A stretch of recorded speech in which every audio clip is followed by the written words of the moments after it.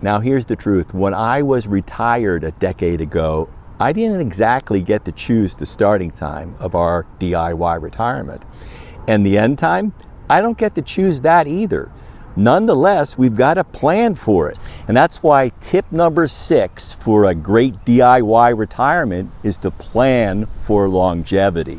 Stay tuned.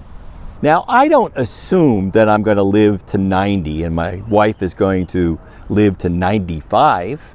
I don't have a crystal ball, but I'm planning accordingly because I know that if we arrive there and we don't have any more money, that's a problem. In this video, we're going to cover 3 important things you need to consider when you're planning for longevity. Now, most of us underestimate how long we're actually going to live in retirement. The average 65-year-old male is going to live to about 83, and the average 65-year-old female is going to live to 86. But many of us will live into our 90s. And that's why it's important to think about longer than a 20 to 25 year period for retirement. Now, since I began a retirement early at 59, I've been planning for a 30+ year retirement all along. And if you're early retired, you should do that too.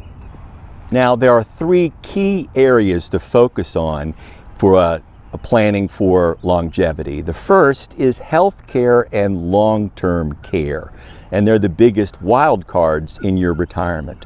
Boldin does a good job of estimating average health care based on your planned approach. If you're using original Medicare, their numbers show that a healthy couple retiring at 65 today might spend $350,000 to $450,000 in out-of-pocket costs for premiums, deductibles, and the things that Medicare doesn't cover, including dental, vision, and hearing. But then there's long-term care.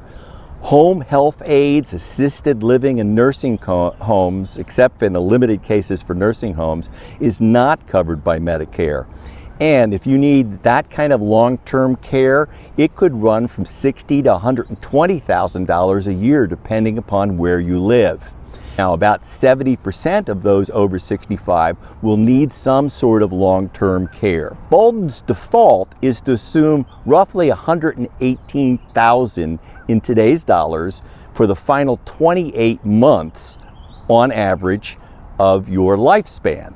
Now, that's helpful, and they'll plug it in, but it might be a little bit too conservative for your case. Now, if you have long-term care insurance, they're going to assume that you're going to pay 20% of that nut, and insurance will cover the rest. But if you're going to cover that from home equity or your home savings, they will take that expense out in those final 28 months. You might want to alter those parameters by adding expenses in targeted years. My mom was in assisted care living for 7 years, for instance, in Pennsylvania. So adjust your estimates for long-term care based on your conditions. So the second major factor is to invest in withdrawal for the long haul to beat inflation. Now, you need 3 things to work together for your withdrawal strategy, and that is reliable income, smart withdrawals, and continued growth of your portfolio. Now, in my last tip, we talked about maximizing Social Security, which gives you the best inflation-protected guaranteed income for most people. But you also need to stay invested in a simple, low-cost total market index so that your portfolio grows enough to fight inflation. Now, I've used 3% in the past decade, and we all saw how that turned out. I now model 4% for inflation. And by the way, back to our last point, I have set a higher medical inflation rate. I'm using 6%. Now, as you know, I also use a 3-bucket strategy or time segmentation to stay flexible on the spending. Overspending early or locking into a rigid 4% rule can drain your savings faster than you expect. And now the third factor to consider in longevity planning is is to think about the non-financial side of the story as well. And that's where a lot of DIY retirees fall short. But you can save money and stress with some planning for longevity. So the first thing you need to consider is to update your legal documents, your wills and your durable power of attorney for financial and health care. Consider a living will or a directive, and also consider a revocable trust so that you can make sure those things are set before you need them. Also talk to your spouse and your children about health care preferences while you're healthy. And most importantly, invest in your own health and social life. Regular exercise, strong friendships, and managing those chronic conditions like high blood pressure and cholesterol now will help reduce and delay the need for expensive care later.